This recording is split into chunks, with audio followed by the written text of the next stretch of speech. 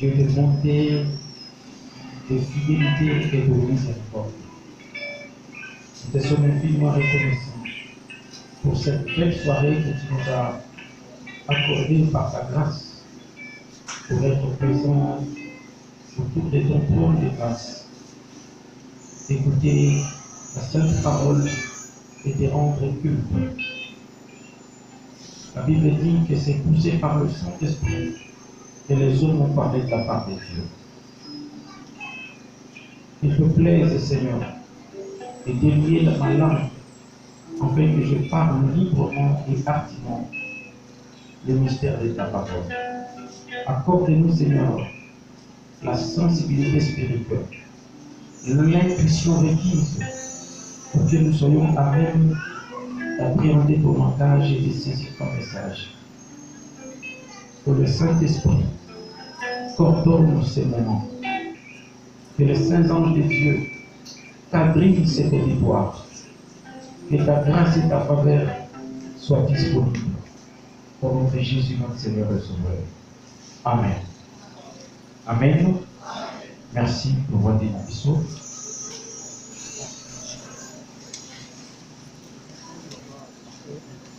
Merci encore une fois à Révérend Jacques pour nous permettre de vélo aux organismes de l'eau.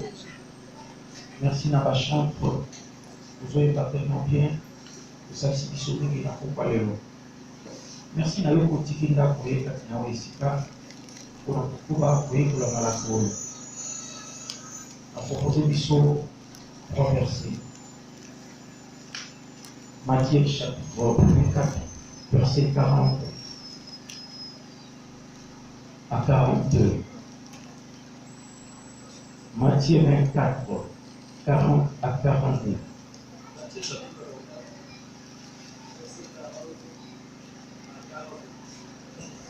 Alors les hommes seront dans un champ. Bongo batoba bale bakozala na bilanga. L'un sera pris et l'autre laissé. Moko bakozwaye pe mosusu bakotikala. Deux femmes mourront à la même. Basi mibale bakotuta na liboka moko. L'une sera prise et l'autre laissée. Moko akozwama pe mosusu bakotikala. Restez donc vigilants. Bosenzela bongo. Puisque vous ignorez à quel moment votre Seigneur viendra. Po ete boyebi te ntango nini mokonzi na bino akozonga. Amen. Ok, la deuxième texte. Apocalypse chapitre 4, verset 1 à 4. Apocalypse chapitre 4, verset 4. 1 à 4. Après cela, Simana yango, j'ai regardé et voici une porte était ouverte dans les cieux. nazalaki kotala bongo namoni ekuke efungami na likolo. La première fois que j'avais entendu me parler avec la force, mongongo na yango nayokaki ezali kolobela ngai na makasi lokola koyula na kelelo. dis alors, Mongongo elobi, monte ici et je te ferai voir ce qui va arriver par la suite. matani awa mpe ngai nakotalisa yo makambo makoleka nsima na ntango. Aussitôt, Bongo na posa je fus saisi par l'esprit. nasimbami na molimo mpe na memami. Et voici, il y avait un trône dans le ciel, Bongo tala namoni kiti ya bokonzi kuna na likolo. et sur ce trône, Likolo na kiti yango quelqu'un était assis. moto moko avandaki wana. Celui qui était assis avait l'aspect d'une pierre de jaspe Oyo avandaki azalaki na lolenge ya libanga ya jaspe et de sardoine, mpe ya sardoine. et le trône était entouré d'un arc-en-ciel semblable à de l'émeraude. Mpe ngwende na bokonzi ezingamaki na arc-en-ciel, mais arc-en-ciel yango ezalaki dominé na couleur ya émeraude. Autour du trône Zingazinga na kiti na bokonzi se trouvaient 24 trônes. ezalaki na bakiti tuku mibale na minei. Et sur ces trônes, Mpe likolo na bakiti oyo 24 anciens étaient assis. bampaka tuku mibale na minei avandaki. Ils étaient habillés de vêtements blancs Balataki bilamba ya pembe et portaient des couronnes d'or sur la mpe tête. balataki mitole ya wolo na mitu na bango. Amen. Deuxième texte. Ok, na troisième texte, Apocalypse chapitre 6, verset 1 à 2. Apocalypse chapitre 6, verset 1 à 2. Je vis alors l'agneau ouvrir un des sept sceaux. Namonaki mwana na mpate kofungola moko na bilembo sango. Et j'ai entendu l'un des quatre êtres vivants dire d'une voix de tonnerre. Nayoki moko na bikela mobine koganga na mongongo na kaki. Viens! Yakami J'ai regardé. na kotala Je vis apparaître un cheval blanc. pe na komona mpunda ya pembe. Celui qui le montait avait un arc. Ye oyo amataki yango azalaki na tolotolo. Une couronne lui fut donnée Motole epesamelaki ye et il partit en vainqueur akei mpona kobunda et pour remporter la victoire. mpe mpona kolonga. Amen. Amen. Merci pour vos paroles. Merci. S'il faut faire une petite récapitulation dans ma bibliothèque, nous étions en train de parler sur l'enlèvement de l'Église. Au but aussi, ça a été. Donc, elle a dit participer et l'autre a dit participer.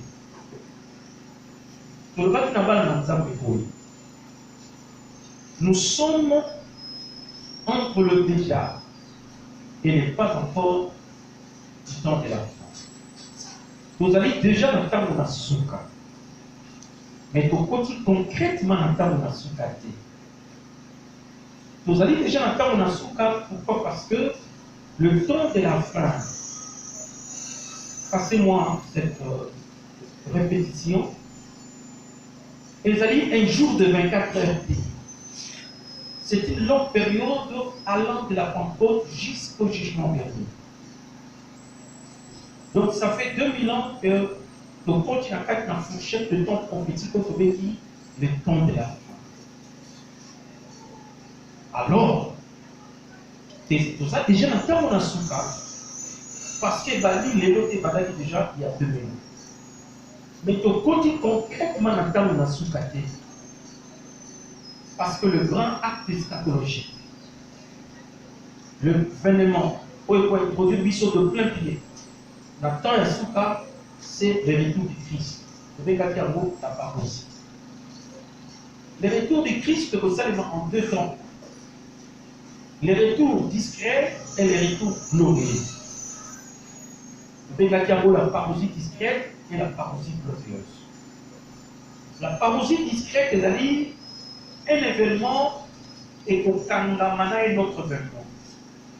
Le Seigneur va descendre du ciel, à côté des mains, entre ciel et terre, vers le firmament céleste. On ne sait pas le situer et vous la place nul exactement. Parce que nous avons trois ciels. Le ciel atmosphérique, le ciel sidérique, c'est l'univers incommensurable des astres. Et le ciel spirituel. Il veut dire qu'à côté de ma dans les airs. Et du coup, à côté de la mission, le coup là aimant et ben d'accord à métal faisant la même propriété. Et d'une manière mystique et mystérieuse, nous pouvons transformer notre corps du péché pour vérité dans un temps comme la mission et posséder place dans un corps de gloire. Et dans un laps de temps, le corps a beaucoup établi au limoué, donc il y a ma pata, au bout de la polo. Et ici, donc il y a ensemble qui dans la salle de banquet pour fêter, pour célébrer le festin de noces. Fête Yalibala, il y a Jésus Christ pour nous battre Yalibala, Nalimboba, moi c'est Yalibala. Voilà les années première phase, il y a parousie. Deuxième phase, il y a parousie au Salema. Après 7 ans. Pourquoi après 7 ans? Parce que pour un Nicolo, festin de noces, il faut tirer 7 ans. Alors on a 7 parenthèse prophétique, il y a Sikaïfumami, Kongo, grande tribulation. C'est un temps de calamité et de détresse. Pour le mot qui dit que pendant le temps de la grâce, nous avons accompagné le thé. Il était patient. Qu'est-ce qui a provoqué la patience de Dieu? C'est l'intercession des souverains sacrificateurs selon l'ordre de Melchizedek, Jésus-Christ, à l'occurrence. Wana amata na likolo de lui afukama abonde la kapo na biso. Ce qu'on nous a dit pour motema des ozonga sima. Dieu ne supporte pas le péché. N'a pas envie de supporter le péché parce que l'intercession du sacrificateur souverain, Jésus, est allé pour apaiser nos témoignages. Bongo Nzambe a capitalisé toute sa colère pendant le temps de la grâce, a pour déverser un mot dans le temps de la grande tribulation. Les impies, le pécheur, va demander, oh, Nzambe a supporté dans le temps de la grâce, a pour déverser sa colère sur Bango à travers le fléau, le 7 sauts, le 7 trompettes, le 7 coupes, le 3 malheurs, la terre d'Armageddon, toute la colère de Dieu sur le péché et sur le pécheur, et pourquoi il y a un mot pendant 6 ans. Bon, avant que les Bassoum, que les musiques à Motonanifelo, ils vont souffrir la peine. Il y a un soum na bango, na nzoto na bango, awa na se na moy, pendant 7 ans, avant que les souffrir na milimo na bango pendant toute une éternité. Bien aimés frères et sœurs, soit nous avons au sérieux. Bible n'a pas la place qui va se cater. Amu kama sécurité. Bible n'a pas la place qui va à citer. Zamba amu kama sécurité ya. Soyez au sérieux zamba za oto. Zamba le kola mai azoka forme ya mulandi ba pesiye. Azoka pe couleur ya mulandi ba pesiye. Tous les gens au sérieux. Vous avez saucé. Toute la colère qui a sur le péché. Et vous se déverser dans mon fléau à travers tous ces fléaux pour vous appeler à tuer. Baninga, Bana Nzambe. Devons être prudents. Pour échapper au moment où il y a trop de tribulation, la seule issue, c'est l'enlèvement de l'Église. Si maintenant tu rencontres dans la troisième parenthèse prophétique, pour établir les milléniums, pour Jésus Apoya, pour établir son règne millénaire. Pendant 1000 ans, il sera le roi d'Israël, les dignes successeurs du trône de David. Et à pour régner non seulement en Israël, leadership pour la universel. Israël a besoin hégémonie, a besoin leadership mondial, a besoin impérium, parce que nous sommes dans un nouvel ordre mondial. Yesu akokonza mokili na esengo na kimia pendant 1000 ans. Ce biso tokendeki tokozonga elongo na ye mpona korégner elongo na ye. Donc après la grande tribulation, on peut te kobeta Yesu akokita akoya ye moko te, akoya na baange, akoya kaka ye na baange te, akoya mpe na biso tozalaki awa na mokili tolataki nzoto na sika tomataki tokendeki tokozonga lisusu mpona kokonza kuvuma kotondwa korégner pendant 1000 ans elongo na ye. Soki oza na posa ya kosambela, sambela mpona makambo, kosambela mpona elamba te, kosambela mpona libala te, kosambela mpona voyage te, po ezali matabiso oyo Nzambe apesaka baoyo bazali kolinga ye mpe bazali kotosa ye. Eza biloko tozali kozwa nango mpona mwa ntango te. Kokangama na biloko oyo ezali accessoire te, kangama na biloko oyo ezali fondamental oyo ezali na moto. Baninga bana Nzambe. Pourquoi l'enlèvement? L'enlèvement, c'est le retour discret à Christ à y pour la Kokamatabiso Ingomba. Tina Namwezali, faire échapper l'Église au danger qui guette l'humanité. Ces dangers, ça s'appelle la manifestation du mystère de l'iniquité. Ces dangers s'appellent la grande tribulation.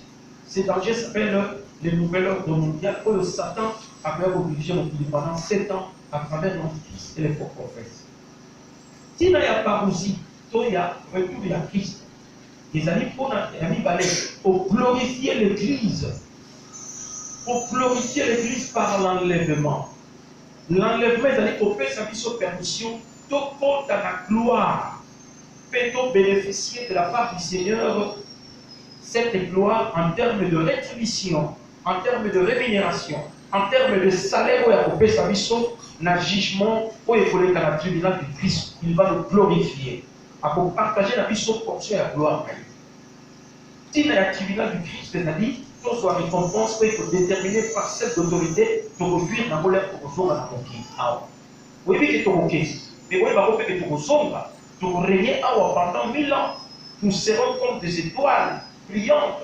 Mais les étoiles, toutes les étoiles n'ont pas la même brillance. Il y a les étoiles géantes, il y a des étoiles moyennes, il y a des étoiles naines.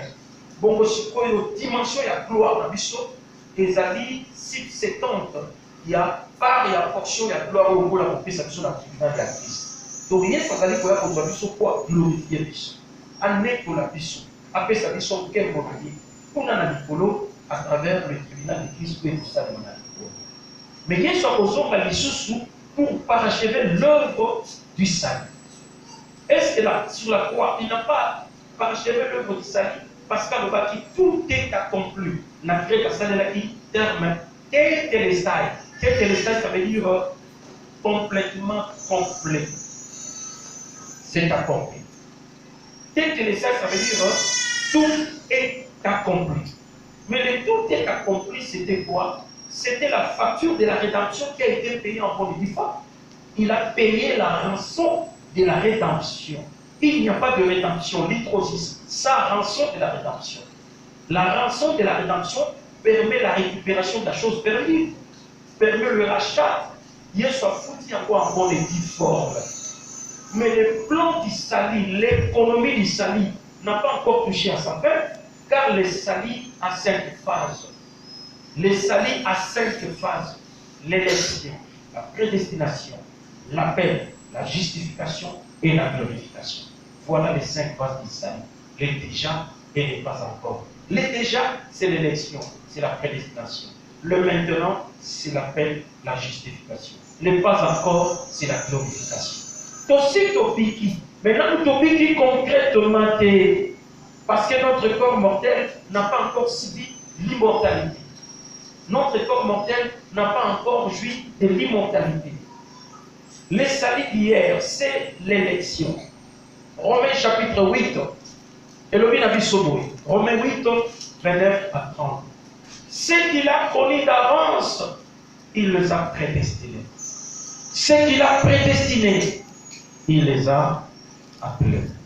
Ce qu'il a appelés, il les a justifiés. Ce qu'il a justifié, il les a glorifiés. Déjà, avant notamment, Colossia Onayo, la première phase du salut, c'est l'élection. Aninga. Nous avons fait ça pour nous, il y a un mot qui m'a salema. Bon, phase où il y a salut, et les cas dans le moment, il y a éternité passée. Avec l'élection.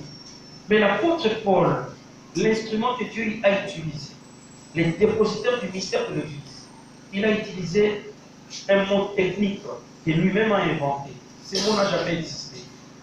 Il a fallu saluer le mot Esaïro, porter son choix sur quelqu'un, voter, élire, Saïro. Mais il a salué le mot progignosco. Progignosco, ça veut dire préconnaître, préconnaissance. Pour y être pas d'avance. Progignosco. Ce qu'il a connu d'avance, il parle de l'élection. Il a fallu, alors, ce qu'il a élu d'avance. Il a dit ce qu'il a connu d'avance. Donc, nous sommes pendant l'éternité passée. Pour qu'on a vu ça, tout ça, la publicité, tout ça, banderole, tout séduisait la démarche à sauter. Tout séduisait la ilobel à sauter. Il s'est servi de données éternelles pour qu'on a vu ça. Ces données éternelles, ça s'appelle la préconnaissance. Pendant que tu étais encore un esprit sans forme et vide, Dieu te connaissait. Avant que tu étais un esprit qui vivait dans l'incubation, dans la divinité, pendant une éternité passée, Dieu t'a côtoyé, Dieu t'a inspecté, Dieu t'a observé de loin et de près, fait azur conviction, le but de Oyo n'a poni. Il a de bonnes raisons à Obonayo. J'ai aimé Jacob, j'ai haï Esaïe. Ce n'est pas la haine, mais c'est le choix. N'a porté choix dans la sur Jacob, mais n'a poni Oyo sous-souté. tala yaya nzamba pona yo nzambe apona yo avant mokili esalema nzambe esi aliponela yo ozali shwa ya nzambe ozala mokuse ozala molai nzambe esi apona yo ozala moluba ozala mokongo ozala moswahili nzambe apona yo bato baoya yo soki ozali mokuse soki mwindu mpe nzambe apona yo alingi yo mpe bozali komimona lokola lipa ya futi te komimona lokola ezanga papa te bon à rien un vanité un rebut de la société quelqu'un qui n'a rien mouvement azamba valeur na miso nzambe tu as du prix parce que nzambe apona yo oyoki yaya et il a de bonnes raisons pour du choix du coronavirus komitalaka na talatala tokimiseli elongi omwindi bodeli te solo monene bodeli nzambe asala erreur solo monene wana eza shwa ya nzambe soki bato bakoboya solo wana kola solo wana zala nazosolika paso ale nazokola soki osalika erreur moke yo kita boyi asufra biloko sosala yo tala bato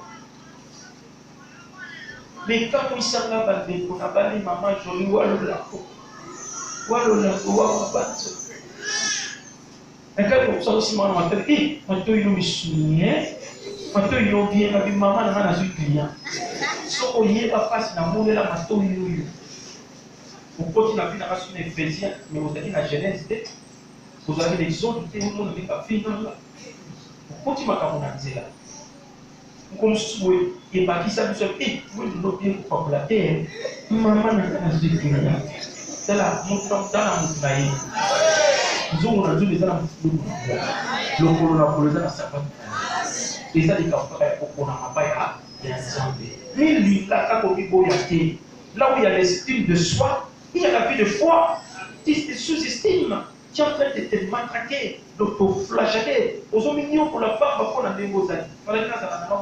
Non, frère. Oh, yo zali ya monza balanga ko sala. Mini demande de Kéwa. Mi pesa nemia, mi pesa boni. Ça le rôle à David. Oh Dieu, je te bénis parce que tu m'as créé une créature surmerveilleuse. Aux âmes merveilleux. Le rôle à yo azate. Un autre toi-même azate. Ce n'est pas un accident de parcours. Non, tu es un incident divin.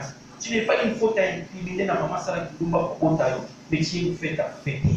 Tu es un événement à célébrer. Tu es le produit du génie créateur et à Zambé. Zambé a toute une éternité à réfléchir dans la posa d'ailleurs dans le lendemain. Et si ma posa d'ailleurs a ponio ya ou ya batonyonso. Au fondament, au gardien bénédiction d'aller élu ya Zambé. Ceux qui ont parlé du peuple, ils ont parlé de Dieu aux gens par là. Ceux qui ont parlé du peuple, aux gens en place, ils ont parlé de Dieu aux gens en place. Ils ont pas pour minimum. On les a dit sali à lobby. Sali à lobby, à monsieur, c'est la prédestination. Prédestiné, c'est-à-dire au Kongi Samayakala. Pro horizon, c'est-à-dire horizon tracé d'avance. C'est une préparation d'avance. En voyant la mokilita, va préparer yo. À préparer mon thème à yo. De sorte qu'on va Jésus Christ. De sorte que vous avez opportunité à vous porter yo. L'île Makako est la simplicité, la fille simpliste. On dit Mayango, on les a au bas au casson, on boit à éponge, on se répond pas monter, mais on peut se payer sur un bas. Comment on l'a monté les années Kambani, c'est un investissement à long terme. C'est un investissement où il soit saliva. Toute une éternité, nous avons préparé à monter Manayo. Pour ce cas, et là, on est dans la vie, on va monter à la vie à zone. On se telle la zone là. Et là, on a eu tiens. Yo, yo, comment ça va pour la casse? Il y a pas sur la carte. Mon thème est déjà préparé d'avance. Il y a un petit canal qui s'appelle comme sur le frère. Il y a tout ça, la mission pour vous sembler la bêtise à passer. Ensuite, ça va être comme ça. Dans une couleur, vous semblez la bande pour moi, ils sont construits sur les dés. Vous êtes à ça, donc là, on va dire et si quand il s'agit de vous semblez les âmes faciles. Vous semblez la bien aux autres. Aux autres, Zolo. On va faire un village. Zolo, voilà, c'est la prédestination. Et ça, Zolo, on va dire, quand il a vu son bateau, il y a un mokili. ton cœur est préparé. Il y a un niveau pour s'embêter. Il y a un niveau pour finir, pour séparer. Pour ça, on va privilégier les choses. Quand on va dire qu'on va passer dans le bois, ce qu'il décide, à un moment, il va y avoir plaisir. Ça, moi, c'est que on peut être dans tout le monde, on peut être sentir pour la tout le roi. Il y a ça la faute. À ça, on va plaisir, on a dit que vous soyez occupé, on va plaisir la d'autres. Il y a ça la faute. À ça, moi, quand la pierre, il y a un moment, on va la plaisir. Mais il y a ça la faute. On a la radio, on a la malie, on a la mouille, on a Kemba, on a la face, on a la face parce qu'on peut tricher, on peut tambour la moyenne Québec, on doubler classe plus d'une fois parce qu'on peut coopérer. Au semble là, n'est la Bible et ça passe. Celui qui veut vivre pieusement, c'est ma persécution. Dès que ça me l'a dit, bon, moi, vous semblez la bête bayaya, la fleur de bayate, la base de la oujana, la type de la même au Sahara. Vous semblez la bête comme il est. Tu peux m'arranger. Quand tu m'as parce que c'est qui s'habille sur ces belles s'habille. Pour quand tu as gagné au côté là. Le moment où tu as eu au côté, c'est bien, tu as bien analysé. Tu as bien analysé. Nous avons voyé, nous avons mis en moi. Nous avons dit que nous avons dit que nous avons dit que nous avons dit que nous avons dit que nous avons dit que nous avons dit et vous savez l'air. Et vous savez l'air. Il faut mieux facile. Pour ça, il y a facile. Dans une mission, il y a un on nous a fait ça pour Makili et ça passe de vie qui sont. Pour ça, les affaires. Pour que nous avons politique, pour que nous avons kimia, pour que nous avons libanais, les affaires. Pour ça, nous avons autre ça que la vérité. Pour y avoir des liens, les affaires. Pour y aller là, oh, tous les ça va pour qualité. Bien, bien la vie. Sauter la vie. Ciao, la vie. Donc, quoi est la vie? Nous avons la vie. Nous avons la vie. Nous avons raison qui est. Nous avons raison qui est. Pour ça, la vérité, il y a un roi. Il y a la Bible, il y a tout ça sous l'eau. Ce qu'il a connu d'avance, il les a prédestinés à préparer nos thèmes à la banque. Nous voulons tout à l'heure séminaire de Tiago. Yo kene na nga kola na ya la la. Pour nous jolo ka so ka préparer nos thèmes à la banque. Ayo ka yango aya ba on a pertinence. Troisième étape, c'est l'appel. L'appel. L'appel général. Pour lui, soit quoi qu'il faut la couper, la puisse sur la repentance. Dieu, sans tenir compte du temps de l'ignorance, il appelle toute l'humanité à la repentance. Ça, c'est l'appel général au salut. Azobé, la puisse sur l'ignorance, sans tenir compte de la race, sans tenir compte de l'âge, sans tenir compte de la tribu, Azobé, la puisse, sans tenir compte de la classe sociale, Azobé, la puisse sur l'ignorance. C'est l'appel à la repentance. C'est l'appel général. Le deuxième appel, c'est l'appel particulier, l'appel au ministère. Alors, votre attention s'il vous plaît. Bateau, il faut répondre facilement à un appel particulier, plutôt qu'un appel général. L'appel général, c'est l'appel à la repentance, l'appel au salut. Mais l'appel particulier, c'est l'appel au ministère. Aujourd'hui, nous avons des ministres presque plénipotentiaires. Ils sont toujours à la ligne de nos journaux et à l'avant-plan de nos télévisions. Ils ont répondu à l'appel, semble-t-il, l'appel particulier au ministère. Ils n'ont jamais répondu à l'appel général à la repentance. Mon est un thème, parce qu'il y a ça à côté. Et parce qu'il n'y a pas de dit, puisque maman qui soit mina, on sent une sol, on sent tremblement, on sent un favori. Les spectacles étaient si bien à des gros matchs. Il y a un bâtisseur de mon église. Si ma matin, il y a la ligne à la bureau, si ma pasteur, j'ai des choses à confesser. Nous, on a dans l'église, on a bombé. A bombé comme pasteur. Il y a un pasteur qui est. Il y a 15 $ par séance. Il y a ceux qui ont été assis ici, avant de bien l'envoyer à Zambé, ils sont pas dans s'acheter. Et papa n'a pas logo là, il tout à l'heure dans ce petit. Papa n'a pas sorti petit bouquin. Il dit ma bonne maman aussi m'a dit ici, pour les amis business travail, pour ma fabriquer des madame 15 $. MCP ça n'a pas passer pour la PC. Il dit tout le monde dans l'école. Vous avez pas mon geste pour n'aille pas sortir de ça. Fou comment? Elle a pas geste de cas. Elle se fou comment? Tout le monde. La série ma camozo, le mozo, ça, ma camozo, ça, la vie, la télévision, vous sortez pour y aller, dans ce moment, tel de l'homme, nous avons par monde, nous avons plusieurs fois. Nous avons que ceux qui n'ont pas aussi, tout n'a pas sur la cousine, n'a pas poussé, voilà, bébé, tout n'a yé, qui est le pénaille. Après, il paye à lui, nous avons ça. Ah, t'as tout le monde, nous, ça n'a pas dit comment on dit, mais la main. On dit, maté. Mais à foutre à 15 $ pour spectacle, et ça là. Est-ce que mon temps, tu dis qu'à côté pas dans ça? Non. Est-ce qu'à Béba, il va dans ça? Non. Voilà. Et l'autre moment, Goliath. Et là, vous l'avez gagné. David a sali ça, il a dit, moi, il n'y a pas de monter pour vous voir. Et bien, tu es à haut. Voilà qu'il y a quoi, oui. Où est-ce que tu es à haut? Mais il y a quoi, non, il y a quoi. Goliath, mon laï, il a 6 coudées. Il est 3 mètres 57 cm. Nous avons allé clôture, il y a le pas où il y a des gens qui 5 coudées, ça dit 2 mètres 50. Pourquoi 2 mètres 50? C'est au-dessus de la taille normale, des normes normales. Pourquoi nous avons bâti clôture Moulali? Parce que Dieu se cache, c'est un mystère. Pourquoi vous avez ça qui volonté? Ce n'est pas la religion, l'épicerie, c'est la révélation. Bon, il faut nous avoir la porte d'opportunité.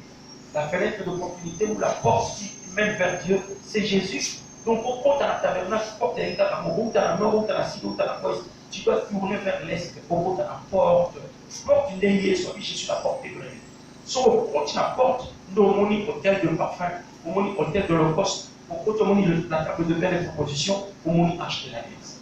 Mais Goliath a besoin de commencer à partir du Banda déjà, à ce moment hôtel de l'Holocauste. À partir du Banda, à ce moment alliance. Et ça n'a pas parlé, quand tu es dans le Zambé, il faut bâtir ça. Il faut couer ça. Il faut teya. Il faut pas pour la mabala. Il faut ça la macam. Nous sommes Zambé. Asa tellement de la vie, on ignore la quotidien. Pour les gens comme ma grande et non célèbre, il y a des gens qui voient beaucoup de gens dans le volonté. Et ça, on va trouver sur la vie. Quel est aussi quand même un serviteur de l'iniquité? Je n'étais jamais connu. Dans ce cas, l'iniquité, c'est un péché. On t'a sans loi, sans foi, sans frein. Personne ne dit comme si Dieu n'existait pas. Et sa conscience est morte. Il ne sent pas même des châtiments dans son démanaï. Va au loin. Va dans le ténèbre dehors. Serviteur de l'iniquité. J'ai peur que ma loi est comme la main des choses. Il est dit ça. À chaque fois que je parcours la Bible et je retombe sur cette parole, je tremble. Je tremble qu'un jour ma loi va savoir que Valentin, au loin de ma maison, serviteur de l'iniquité. Ça me fait peur. Bien mes frères et sœurs, avant mes potes s'apostolent dans les arbres, comme chantre de l'Éternel, comme protocole de l'Éternel, comme diacre de l'Éternel, comme ancien de l'Éternel, comme pasteur de l'Éternel, commence d'abord à faire la connaissance personnelle avec Dieu. Réponds à l'appel. Réponds à l'appel de Dieu. Réponds à l'appel à la repentance. Il y a un baillet sur le plan de mon pays, aux yeux de mon fait. Quatrième étape du salut, c'est la justification. Ce qu'il a appelé, il les a justifiés. La justification, c'est le fait que Dieu va déclarer au juste. Pour cela qui nous parle, moi, nous sommes qui, Dieu va déclarer au juste. Justice, pour les alliés, à ma casse, quand ils sont par méritocratie, messieurs, zéro faute, intègre, craignant Dieu. Non. Justice, nous sommes par la grâce, pour la justifier, il s'est sanctifié lui-même à travers sa mort sur la croix pour nous donner une position de sainteté. Cette position qu'on méritait à côté de Dieu, en gros, simplement comme un héritage, le fait de prier sur le la mon fils. C'est la gratuité gratuite pour la persécution. Non par notre mérite, simplement par sa grâce. Il nous a déclarés saints. Ce n'est pas une sainteté canonisée. On va vous faire sur le Vatican, on va faire la cérémonie, pas canonisée. Non. Sainteté, aujourd'hui, on va faire mon colo, et sur le colo, mon fils. Et vous avez assassin. Tous les qui vampires, et tous les qui numba, et tous les qui ndoki. Malamo, on va Yesu. Dieu déclaré juste devant Dieu. Ça, c'est la justification. Quatrième étape, c'est la glorification. C'est ça l'étape que nous attendons. Le déjà du salut, c'est l'élection et la prédestination. Le maintenant du salut, c'est l'appel de la justification. Le pas encore du salut, c'est la glorification. Et Jésus viendra pour glorifier l'Église par l'enlèvement et par achever l'œuvre du salut. Par achever l'œuvre du salut par la glorification. Église dans un ensemble. Et là, il fallait poser la loi en roi. Nous n'attendons pas le retour glorieux du Christ parce que dans le retour glorieux du Christ, tu peux participer, puis tu peux dans la gloire. Nous attendons l'avènement du Seigneur pour que le monde ne s'en pas dans les mains de vos pénés dans le polo. Et attention, Bible dit la biso. Mi balé bakola la nambe moko pour que nous soyons. Mi balé bakoza na kati ya bilanga. Bazali ko tuta na motuke moko pour que nous soyons. C'est-à-dire que l'enlèvement est posé d'une manière sélective. D'une manière sélective. Ce n'est pas tout ce qui se prétend chrétien de Bogende. Bobele ba oyo, ba tambola na moyen qui fait ba baba kinzambe. Sélection est pour ça. Le banana qui n'a pas élu, c'est que n'a pas pasteur Mosoteya. Abi na zamu kona na nzambe. Mokolo so ko yata kutima na tête na sina bika na Bogende. Atoza mwana maye. Soki mokolo no sala ki tsabe olala kienti osali ba faute. Pour que soit pour que faut avoir marié pour les gars la deuxième session bon vous voyez pour la sacrifice vous allez marier vous dans la deuxième session la cette chose marié et donc pour justifier l'élection tu dois passer la deuxième session la grande tribulation c'est la grande tribulation qui va justifier ton élection tu dois mourir martyr pour dire beaucoup pas martyr sauf qu'il y a solo programme pour dire ma cabine dans la place où tu as été kaka Yesu na sala querelle enlever peut-être dans la carte na hôtel enlever peut-être dans la carte na moyibi enlever peut-être dans la carte na kubunda na kuswana na attaque yako cette fois-ci na deuxième session na la DP bon kata mukuli kamute na kutufa kwa mkono voilà que je frère to rolala na kutu mkono wana wala mpana toko kwa msubazaji ubu pamuninga azaki papa mpala na kutu ala mpana toko amuni mwasi à côté de la chambre des parents, la chambre des enfants, il y a mis avec ta porte des autres malades.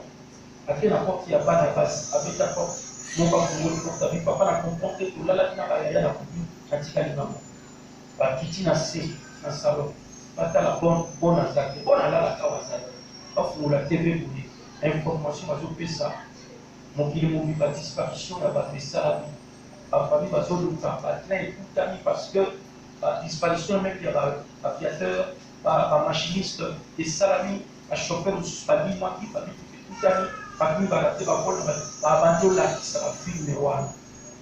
Zokande, papa, on a besoin de vision. Il y a ma campagne pour ça. En le voit, la kepa, l'équipe, il y a moi, si naïe. À qui tout à l'heure, on va dire chrétien, on va dire bazar. À vivre dans Zéla, c'est pourquoi que l'église, dans Zéla, est sans ici. À côté de la station-service, à son bacantéron. Et puis, non, mon auto, ça, est la ressoutée. La service au marque, il a eu un micro-message. Marque, il a eu pour permettre, qu'à partir d'un mot, obéissance de l'enfer. Ça, dans la marque, c'est une chose à faire. À quelle église, ma pour l'église, à petit pasteur, on a mis pour les doubles. Avec une sauf côté dans là. Parce que côté, il y a un n'a pas voulu un voyage, mais l'accepté que Jésus soit pour sauver. Jésus, ça, zombie, assez à tout à passer. Toutes les acquisitions par rapport à ce que a commis livre bien mes frères et sœurs, Eva. La moukaka na bitali c'est pour Gongama. Oh là la mabé. Puis on dit en cette nuit là, Batumi parlait par là qui m'a pas quelqu'un d'autre. Est-ce que vous allez vous buter? Mais comment vous confirmez que vous allez vous buter parce que quand vous allez vous buter, vous devez soit la mort. Mais ce qui tout est lié au Nabu. Yo là la gadenge. Ozola la sinagogue là, ceux qui sont d'autres, le lot, oui, c'est comme il y a me poussé, oui, il y a me poussé, paysan. Bana, au monde, moi, nous avons la diabète, mais non, pas de mal. Donc, l'autoko, oui, il y a me poussé, conséquence logique de ce monde, pas de façon de vieillir avant. Pas de façon de vieillir avant. Moi, j'ai 54, mais sur le talon, on m'a fait que t'as sous. Parce que vieillir avant, on a 44 ans. Comme mon pôle, avant de sauter là. Moi, on a 34 ans. Comme mon pôle, mais très souvent, dans la ville, ils ont comme un petit corps. Comme là, dans la ville, comme un casque, ils ont moi, on a dit, au petit côté, on a côté, on a fait. Nous avons condamné au ténor, et ça fait, nous avons soutenu. Oh là, ma belle. Na kati ya bakuiti wana emeli kotala bafile pornographie. Toute la vie, on a adoré. On pongisa. Esprit na yo ezala aéroport moko balisé Oyo a vu la révélation pour qu'il t'aille et son programme à Isabelle à Nicolisa Koya.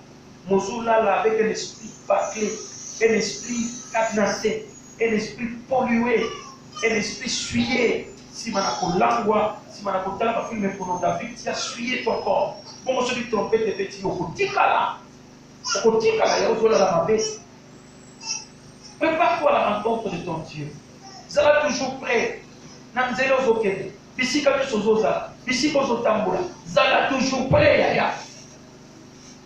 Zala toujours prêt. Et trompette et trompette. Tant que tu as un Zambé, donc quand on ne pas porte mata. Biso qui n'a venu luka na Géligui, il y a un Bélikende, par 7 ans. Voisin a biso à Simasima. Na la na butu na lota trompette et bête na lota na pense ayo trompette et bête na moni tourbillon ba losala papa bazoma na na zulu na matana ko kati na matana zo ko kati na matana zo ko kati na quand tu vas casser na suki na kina kono na la muki na contrôler ba te pas na biso na vie ah c'est pas la suki kai. Pendant 5 heures, à sauter mieux ici, à péter, les gens ont dit, frère, à bout de pierre, frère Mata, à votre Mata, à la mouche. Maintenant, on a gâteau mérité, à bout de c'est que non, à mon macam. Nous allons vivre tout partager mon cœur. À l'eau, pas la puissance, c'est fatigant. On a dit mon frère Vincent, qui est dans un apôtre, un guéri, à côté de la vie, il deuxième passé la côte. Vincent, donc, il y a Vincent, il y a beaucoup de beloti.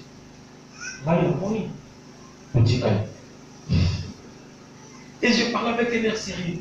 Elle dit, Néné, ma cabouzalé, la monnaie de Tikali, t'as la l'autre qui est sale. À ce moment, il y a des blessés, il y a beaucoup de Tikali. Vincent va donner. Pour tout le monde, pas passer avec elle. Il y a un café qui a. Donc, il dit pas avec elle. Le coach de mon asso, je peux nous attendre pour ça. Ah, tout le monde, je me dis, banda prier. Toute la journée de la permanence, prière pour le salut de ce petit canal.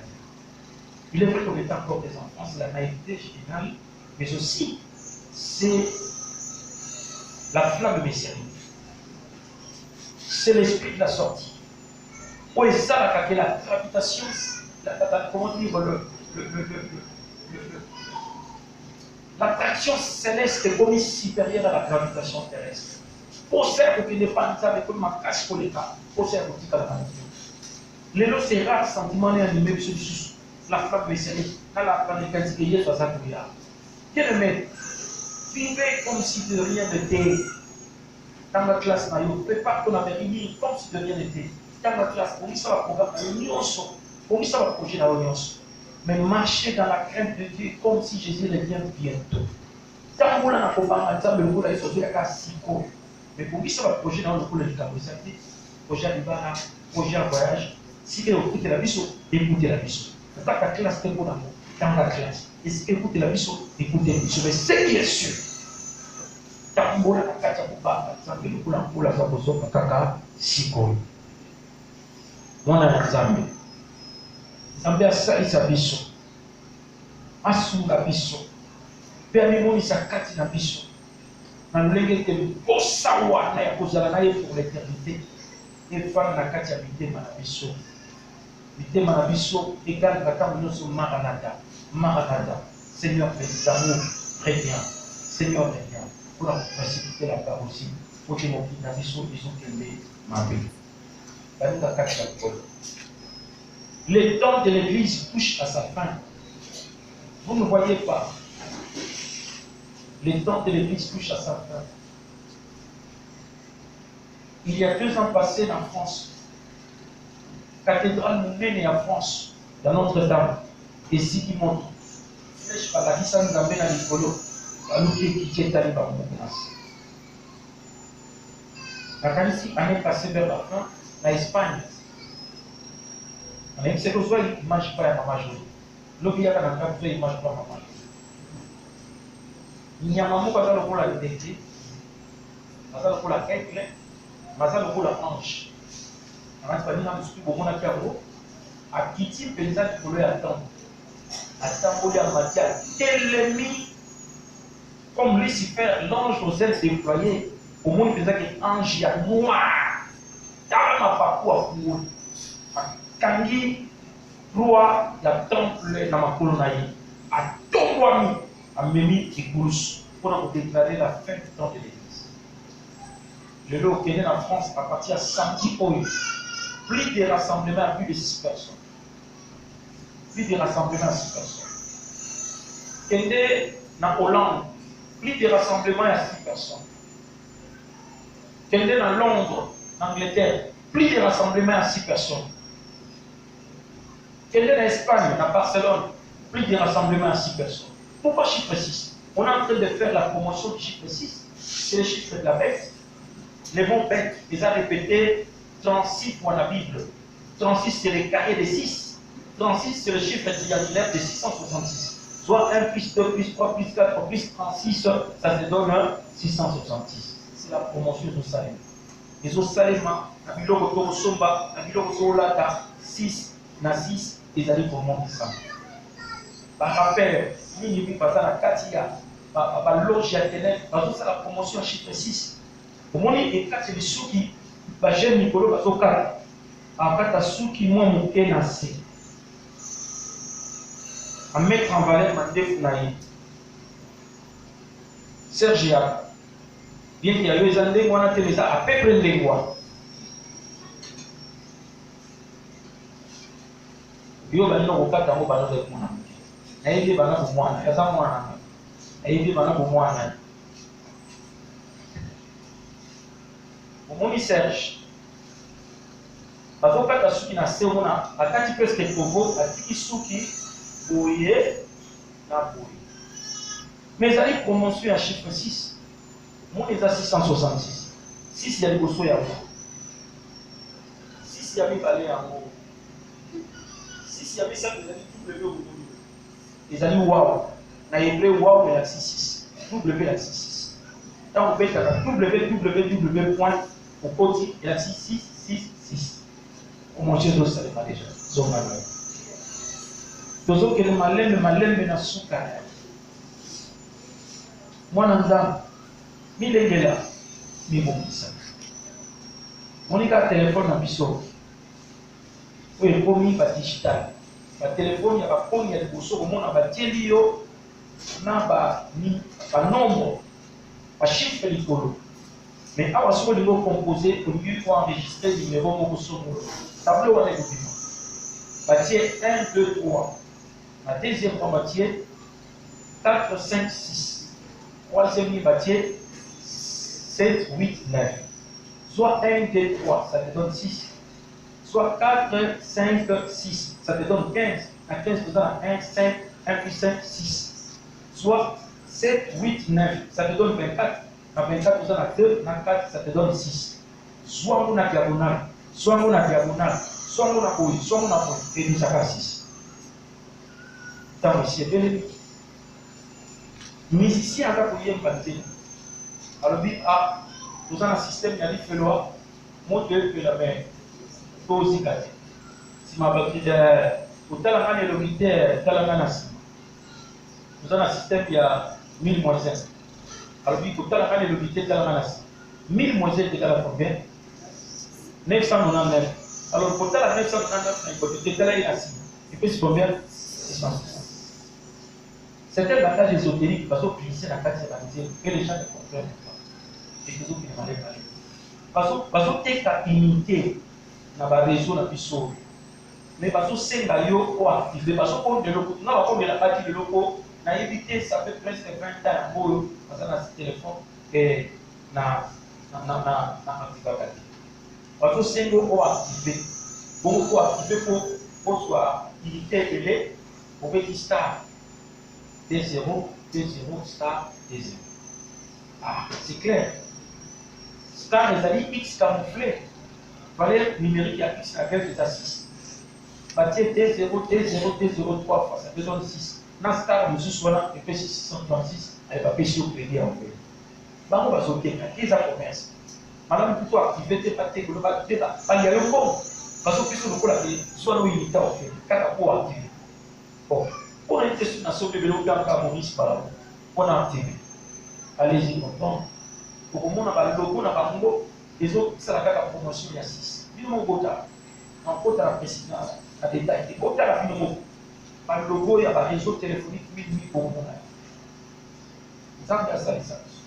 Téléphone au monde, ils ont des composantes, c'est la marque de la bête. On a les copies. On a besoin d'un téléphone, on a besoin d'un réseau 5G. Réseau 5G, ça dit déjà, il faut qu'on appelle la 6G. Quand on va 5G, la 5e génération d'intelligence artificielle. C'est le temps de la numérique et de l'intelligence artificielle. C'est le temps de la, du numérique. C'est la dernière phase de la révolution alphanumérique, frères et sœurs.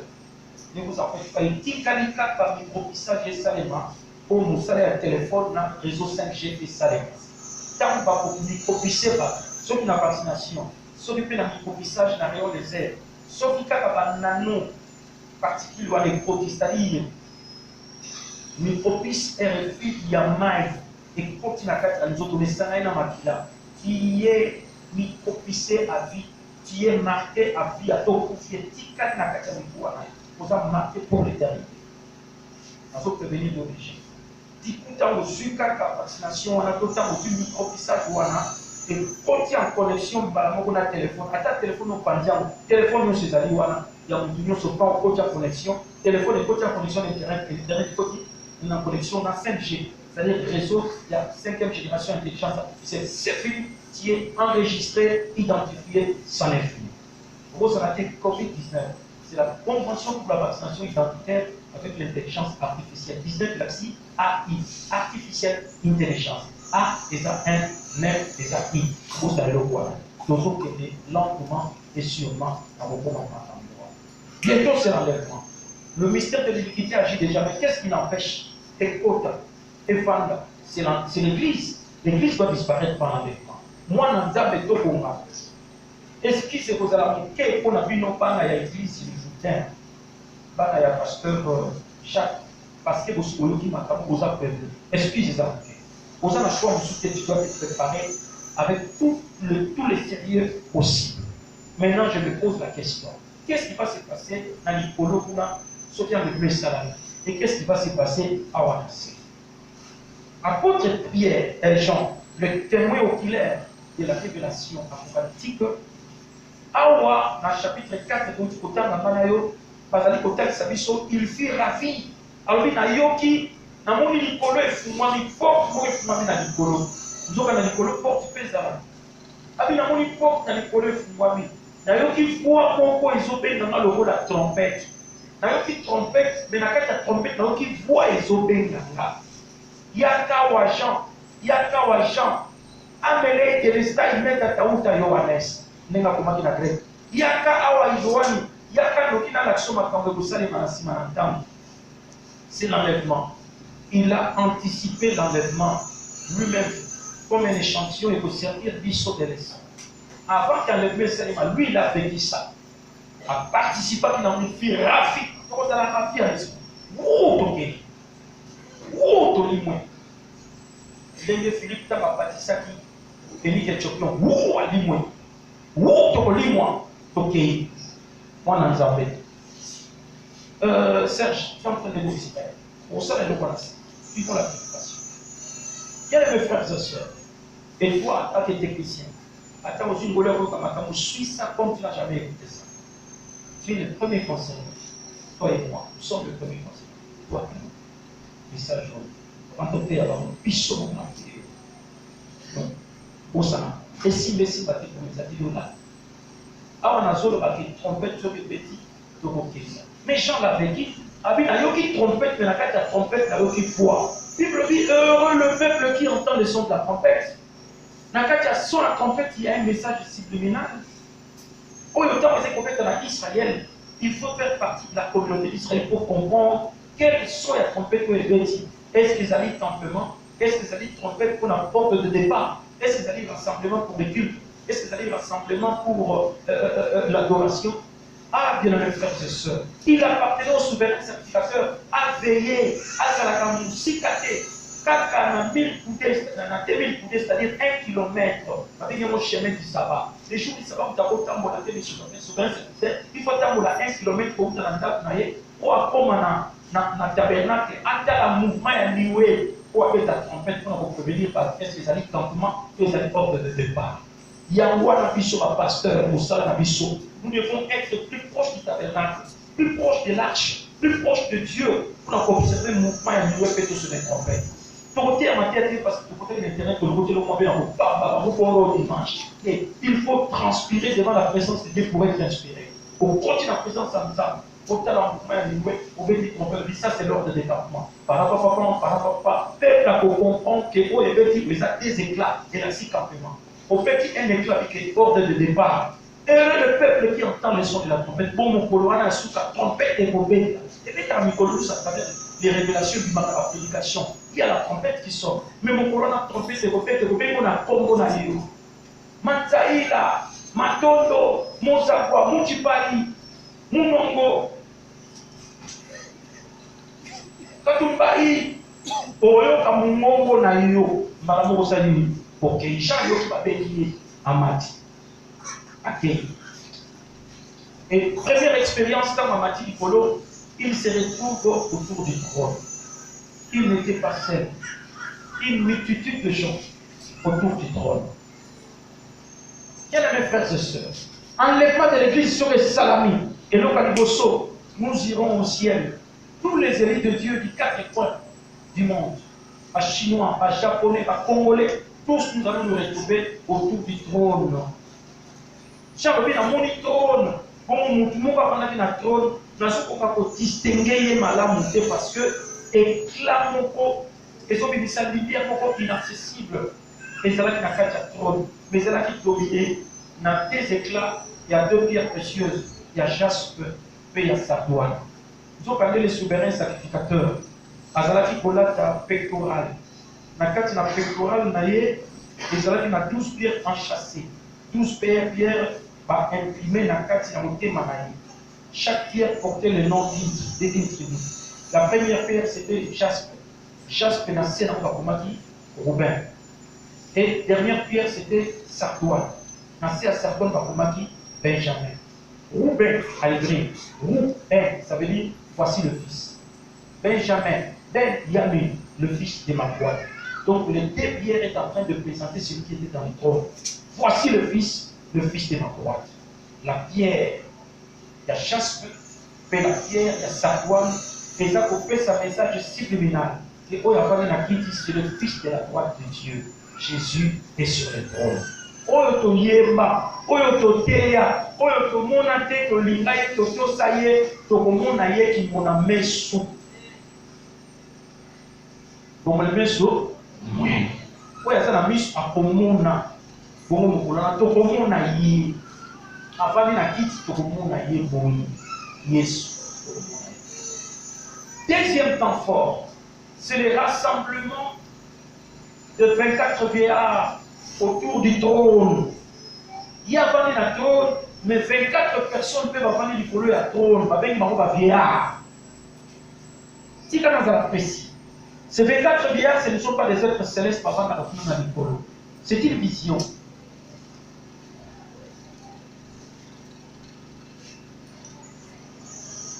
Le 24 vieillards, c'est la vision, et c'est-à-dire qu'au Tarissa, les élus qui sont glorifiés par l'enlèvement. Le mot vieillard utilisé en grec, presbyteros. Presbyteros, ça veut dire représentant du peuple. Ancien, et ça a 2 mots. Presbyteros, épiscopos, ça le 3e mot, archaïs. Archaïs, c'est dit qu'on le mot yakala. Bon, ancien, on va utiliser, ce n'est pas l'ancienneté dans le sens il y a archaïsme, mais dans le sens il y a ancienna. L'ancienneté est akikala, l'ancienneté est expérience. Les élus, oyo balaki sibiso awa mati kuna na forme ya ancien, ezali yonanga. Les élus, chiffre 12, ezali chiffre élection. Après 12 apôtres, 12 tribus d'Israël. 12 les années chiffres à l'élection. Le roi tout ça dans tes alliances, 12 par 2 est égal à 24. Ce sont les élus de l'ancienne alliance. Dans les élus, il y a une nouvelle alliance. Les nombres de Bakabobika, il n'y a pas un nombre qu'on peut quantifier dans le langage à Bomoto. Il y a même un nombre symbolique à 24. Ça représente 12 fois T. 12, ce sont les élus au Ancien Testament, 12 autres élus dans le Nouveau Testament. Bien mes frères et sœurs, ils sont des commandements pour nous. Et mon tolé va pési bango. Couronne va pési bango. Ezali diadématé, ezali Stéphanos. Diadème ezali couronne royale. Stéphanos ezali prix local la prix Zakharov, prix local la prix Nobel. Ezali récompense là voir pour moi qui m'a dit à gagner va pési. Moi qui m'a dit à gagner va pési trophée. Ezali trophée où va pési le 24 février. En fait, c'est la rétribution où on peut la couper ça. Et pas il va élu. Où il va pas limiter, il va saler les zambés, il va piquer. Pourquoi on va payer les anciens? Et ça pour âge, c'est ça pour l'expérience. L'expérience, il va cette expérience. De cette expérience qu'on a, et moi, on a qui, l'icolo, il y a trône, il y a colo, il y a arc-en-ciel. Arc-en-ciel, ça a 7 couleurs. Couleurs rouge, vert, jaune, bleu, orange, indigo, violet. Les 7 couleurs, c'est les 7 fêtes de l'éternel. Les 7 fêtes de l'éternel, ce sont des expériences chrétiennes. La Pâque, c'est une fête, mais c'est une expérience, il y a salif. Le Pédazime, c'est une fête, mais c'est une expérience de la sanctification de la vie sans péché. Le balancement de gerbes et de prémices, c'est la nouvelle naissance. La Pentecôte, c'est le baptême du Saint-Esprit et l'expérience d'une nouvelle vie. Le fait d'être incorporé dans les corps du Christ et de commencer la vie de Zoé de Dieu avec le Saint-Esprit que le Paraclétos. Jésus, c'est Dieu avec nous. Le Saint-Esprit, c'est Dieu en nous. C'est une expérience. Tout le monde a tout continent. Yom Kippur, c'est le pardon du péché où nous avons tant de yami Yesu. Et tu accompagner du sautant nous sur la maquilla et Yesu Christ. Chaque fois nous avons confessé expérience de la nana, maquilla Yesu Christ. C'est le Yom Kippur. Fait qu'on est la trompette. Trompette, c'est la même prophète. C'est l'expérience. Septième expérience, c'est le tabernacle. Ton côté n'a pas la salle de banquet. Ton côté n'a pas la salle de fête. Ton côté n'a septième expérience. Ce sont des expériences que les chrétiens ont expérimenté dans la vie. Voilà pourquoi avec lui sur les anciens. Nous allons à presbytéros, c'est à cause de l'expérience pour aux anciens, pour les cas n'a pas le salut aux yeux. Pour les cas à Yom Kippur, le pardon aux yeux. Pour les cas n'a pas d'asile, sanctification salut. Pour les qui n'a gerbe de balancement de gerbe de prémisse, nouvelle naissance et mon salut peut exprimer par le baptême d'eau pour la sanctification. Ce sont des expériences autoromantiques dans la vie. Le 24 juin, les amis Yonanga, par Christ automatique, la parole, côté Kolo a partagé gloire et le monde a vu son papier sur rétribution, Stéphanos, les amis plus hautes aux oies. Puis à votre oies, on est réunis dans le tribunal du Christ. Dans le tribunal du Christ, ici, on a mon samba, aux oies rétribution. Rapidement, 2 Corinthiens chapitre 5, verset 10, de vous avez la vision.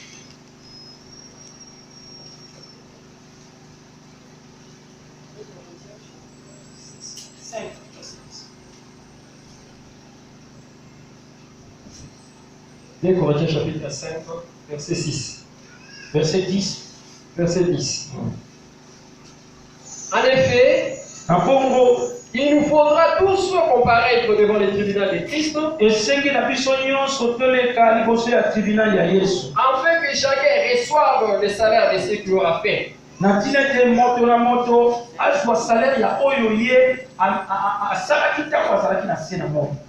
ou mal, alors qu'il était dans son corps. Est-ce que moi, je lecture? Frère, suivez avec attention cette parole. En effet, il nous faudra tous comparaître devant le tribunal de Christ. Et ce qui n'a pas comparaître, tout le tribunal de Christ pour la ressemble. Afin que chacun reçoive le salaire de ce qu'il aura fait. Salaire est la récompense, rétribution, rémunération. Il y a makambo tout ça qui tape dans d'autres. Bien ou mal. Alors qu'il était dans son corps. Bien aimés frères et sœurs, 1 Corinthiens chapitre 3, verset 13 à 14, à 15, pardon. Car le jour la fera connaître, parce qu'elle se révélera dans le feu, et le feu éprouvera ce que l'œuvre de chacun. Si l'œuvre bâtie par quelqu'un sur les fondements subsiste, il y recevra une récompense. Si l'œuvre de quelqu'un est consumée, il perdra sa récompense. Pour lui, il sera sauvé comme au travers du feu. Or, les choses sérieuses commencent. Dans le tribunal, il y a Christ. Pour les capons, on a samba. Misala n'a dit sur Yamala, Mouné, Mapé, et pour les canards, de preuve de feu. Le feu sacré pour la Missa. Misala, on est aquí à Malam, ou Yamapé. Dissonance. Ceux qui sont les acquis à Malam, vous avez récompense. Ceux qui sont les acquis à Mapé, vous avez la récompense. Mais vous allez sauver comme au travers du feu. Ça veut dire qu'il est sauvé sans récompense. Pour quand on a eu Lola, pour y aller à un petit peu, Mozali n'a pas cette influence à ma capacité qui est sauvé comme au travers du feu. Je refuse. Et n'a pas de la carte à quel point est la récompense. Mon Nzambe Yokama Mala. Yokama Mala. Mon Nzambe. N'est-ce que allez à Waboy. Celui qui m'a dit qu'on a dit polo, si mon enlèvement, tu as le tribunal et à Christ. Vous allez tribunal et à condamnation, tu es à récupérer. Mon collègue, on a salaire, il y a un salaire. Serge Mabobo, présent. Passez devant la barre. Frère, si vous avez la caméra woman, vous avez la caméraman, vous avez la Bluetooth, vous avez la union sur technologie spécifique sur les deux. Vous avez la caméra. Vous avez la caméra, vous avez un jour à film, vous avez la sur ça. Ange caméraman, il m'a. Mais là, sur une minute, il y a vie à moto. Vous avez la livre de vie à moto. Et ça, c'est ça. Bataille Serge. Serge a bébé le boss. Bimi Serge a été malade. Serge a été moyen de l'anzam. Soka simbi micro. Alalisi ifeka. Donc, mon mungo est so bima. Église est mati. Quelle louange. Bimi sa sima ya mungo na et quelles sont les intentions? Est-ce que ça quoi t'aurais une intention dans mon sous? Penda kilingi balasi mutema naye. Aso yemba penanze mwanzam. Inasema mutema petit na hata na opeleka biloko kudomo na biloko. Bona nzoka sermo komo na ishi. Suki kasela. Suki Madeleine suki nani atako kufa mayanga na ndeza mukete. Tokanza ifla qui chante de l'Éternel nzoka qui grand séducteur. Atako yimba atako chambelo kule kulukula ilai. Atako chambelo kula lita bembo. Atako chambelo kula mbuta mashakado. Nzoka munzamba tamuke na kati ezate. Récompense na yesa kwa kamo déjà. Et ça succès aux actes de Christ. Ah, ça il m'a fait ça. Ça c'est lui quel est le Christ d'activité. Le Christ de la louange. Ça est la Zambie. Mais ma capacité de se faire trop. Moi si mon boy japonais ça fait ça. So ba za ko yemba. Ba ba zo pika. So ba zo yemba. Ba ta masumba olela. Mo susu tamba yembi. Musali moko ya nzambe ko ne Maurice Sérieux. Na mona eta ba ya ta a telemi. Asimbi mwana mwasa bina to prier pour nos hommes sikoyo.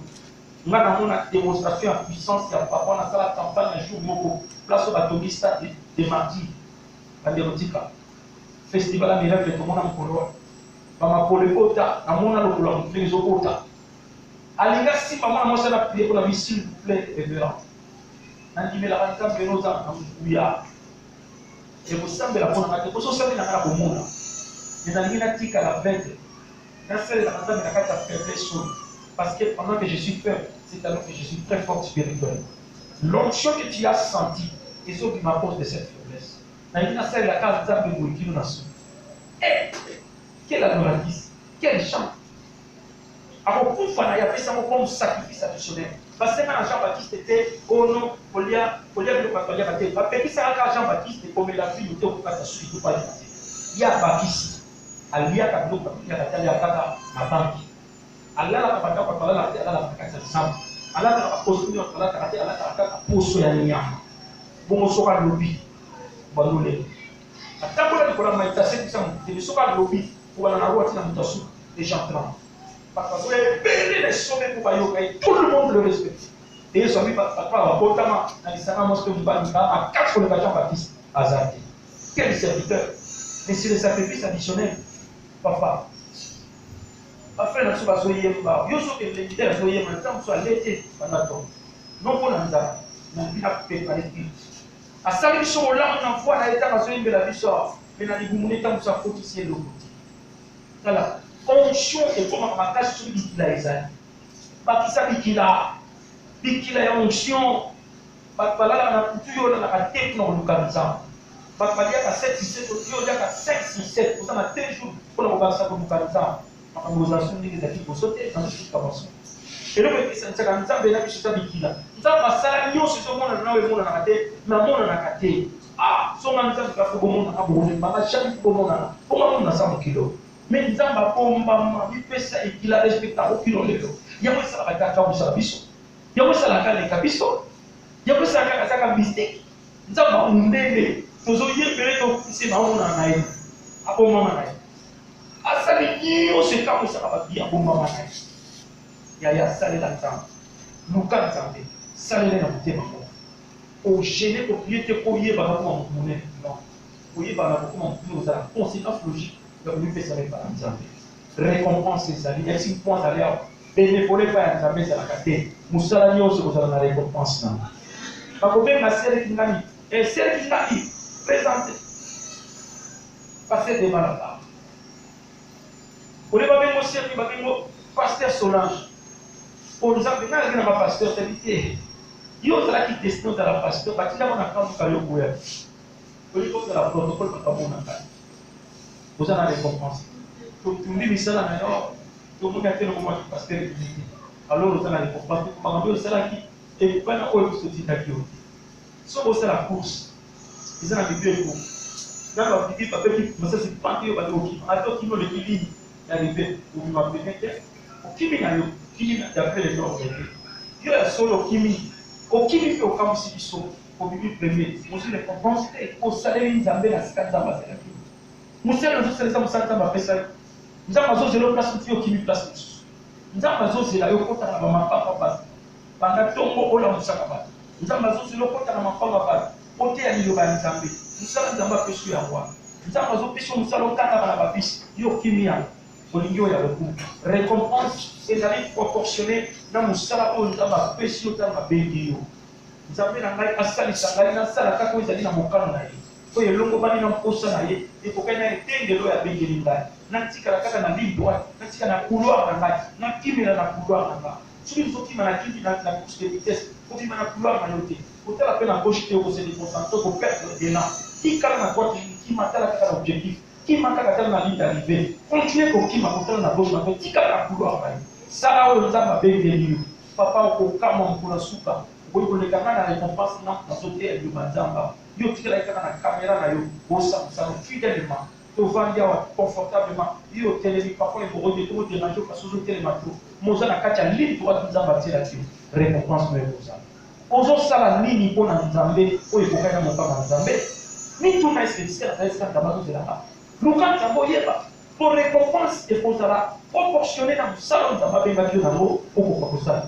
ekokokana na mission oyo nzambe apesaki yo deuxième temps fort ezali récupération makambo bazopesa biso awa ezali couronne incorruptible ozodi opesa biso 4 couronne ezaka couronne moko mais couronne moko wana eza na 4 valeurs intrinsèques eza couronne incorruptible ezali couronne de gloire ezali couronne de vie ezali couronne de justice yango wana tokosoma ekokalifie biso tokota na gloire oyo esukaka te ekokalifie biso tozwa justice oyo esukaka te ekokalifie biso tozala incorruptible c'est tokola te kino na suka ekokalifie tozwa vie supérieure en qualité et en quantité tovivre pour l'éternité mpe liwa ekosimba biso lisusu te sikoli tokokita awa na se couronne ozwi ezodétermine parcelle ya gloire oyo tokozala nango pamosuka ozala baministre parce que yesu takodirige mokili pendant 1000 ans pamosuka ozala gouverneur pamosuka ozala so banani nayebi te yo losambo yaka moke pamosuka ozoka pita akota bakinzango eti okomaka na péage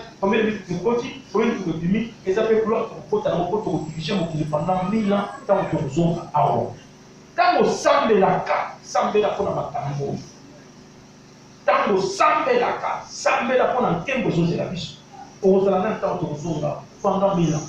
Pour partager les nous allons ministre nous serons comme des anges.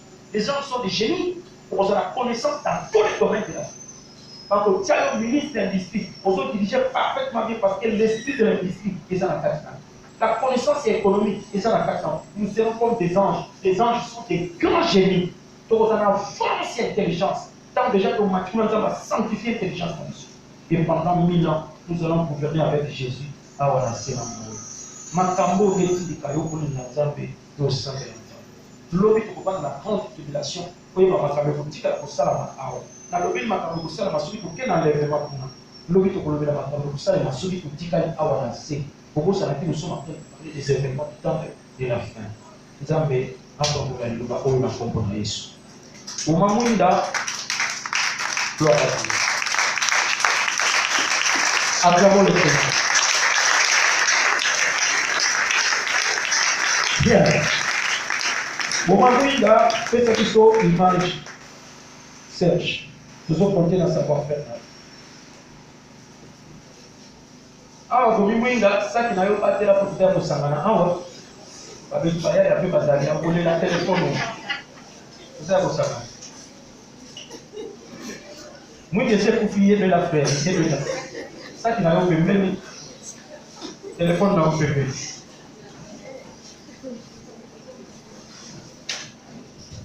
Serge, nous comptons sur